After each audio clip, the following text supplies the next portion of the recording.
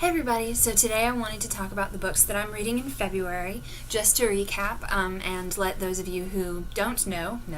My New Year's resolution for 2014 was to only read books that I have in my possession, whether they're on my Kindle or an actual physical format. So I am not purchasing any books in 2014. I'm not in school, so I don't have to worry about textbooks or anything like that. So I'm not adding any books to my collection for 365 days. It's definitely going to be hard.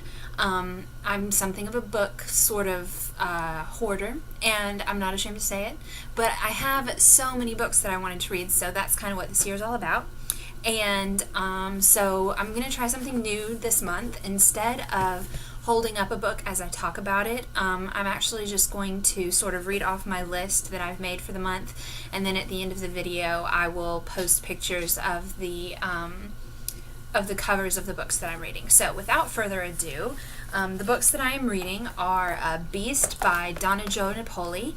This is a retelling of Beauty and the Beast from the Beast perspective, and I've actually finished reading that one, but I'll do a video on that later. Another book I'm reading is Camera Obscura by Lavi Tidar, who is an Israeli author, and it is a steampunk kind of a novel. It's actually the second in the Bookman series. I read The Bookman in January, and I'm kind of interested to see how it goes. I was kind of astonished by The Bookman, so I'm interested to see where Camera Obscura will go. So that's another one. And these that I'm reading right now are pretty much all physical books. So I'll let you know when I get to Kindle editions. So then another book that I'm reading is called We'll Always Have Paris by John Baxter. Oh, just so you know, the theme for this month is kind of course, like love story-esque kind of a theme. So hence some of the titles will have love story elements. So Beast, obviously, We'll Always Have Paris, then some others that will be kind of more love story themed. But We'll Always Have Paris is my first nonfiction book that I'm reading in 2014, and I'm really excited. Paris is a city that I've always wanted to see, and I think this book will talk about a really different side of Paris. And I'm sorry, I've just been petting my dog. I have fur all over me. Anyway, I think that this book will talk about a really different side of Paris, so I'm hugely excited about that. And then I think this one is a New York Times bestseller. I was really excited to find it at my favorite used bookstore, Second and Charles. It is Me Before You by Jojo Moyes, I think is how you pronounce her name. And I'm really excited to read it. It's been all over, the New York Times bestseller list and Amazon and Goodreads. So I'm really looking forward to starting that one. Major Pettigrew's Last Stand by Helen Simonson. That one was very, very popular a few years ago, and again I found that at a used bookstore, so that was very exciting. It's another one that I've started, but I've never really actually gotten into, so it'll be great to really focus and finish it. The Bronze Horseman by Paulina Simons. Little Book Owl did a review on the series, and I'm very excited to start the first one. It is set in Russia, which is different, and I think in a good way, because so many of the romance novels that we read are set either in the US or in the UK. So it's really great to actually branch out and to read a novel that has a romantic element that isn't necessarily set in either of those more typical places. Now, after The Bronze Horseman, I have The Dark Inquiry by Deanna Rayburn, and that is on my Kindle, so it is an ebook.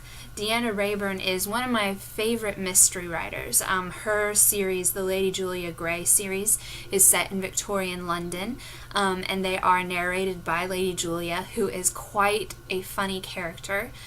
She fancies herself kind of a detective, especially once she meets a character named Nicholas Brisbane. And so this is the fifth book and most recent book in the series, and they're just really funny together, and I really enjoy her writing, and I can't wait till next year when I can read more of her books. Mariana by Susan Kearsley is another more historical novel. Susanna Kearsley is a really interesting author. She always manages to incorporate some form of I suppose science fiction would be the best way to describe it. She writes historical novels, but every one of her novels has an element to it that's kind of spiritual. So, for example, her novel The Winter Sea is about a lady who is researching for a historical novel that she's writing, and she moves to an area of Scotland, and she starts to have these dreams that are so vivid, and it turns out that they're about real people, and you come to find out that her ancestors were from there, and she's having kind of ancestral memory, and it's all very plausible stuff, but not necessarily true scientific fact. I guess I really like her novels, and I really can't wait for, I've actually finished Mariana, and I'll talk about that later, but yeah, I love Suzanne Kearsley. She's a great author. Then I have City of Lost Dreams by Magnus Flight. I read his previous book at the end of 2013, so I'm really excited to read this one. Magnus Flight is a real whimsical kind of an author, and his previous novel was set in Prague, and this one is set in Vienna. And it actually branches out, and we get to see the story from different perspectives, so that's really exciting. And Only to Deceive is a novel by Tasha Alexander that I bought actually because it was recommended if you like the Lady Julia Gray novels. So, and Only to Deceive is the first novel in this particular series, so I'm really interested to see what that's about. And then finally, I will be reading The Angel's Game by Carlos Ruiz Zafón, which is the second book in the Cemetery of Forgotten Books series, and I am also very excited to read that one. It's a little bit daunting. I'm reading 2, 3, 4, 5, 6, 7, 8, 9, 10, 11 books in February. I've actually finished a couple of them, but that is solely because I finished all of my January books with a week to spare.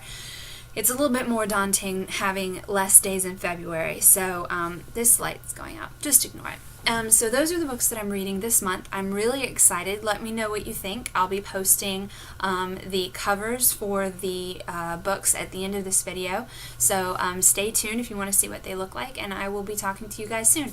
Bye!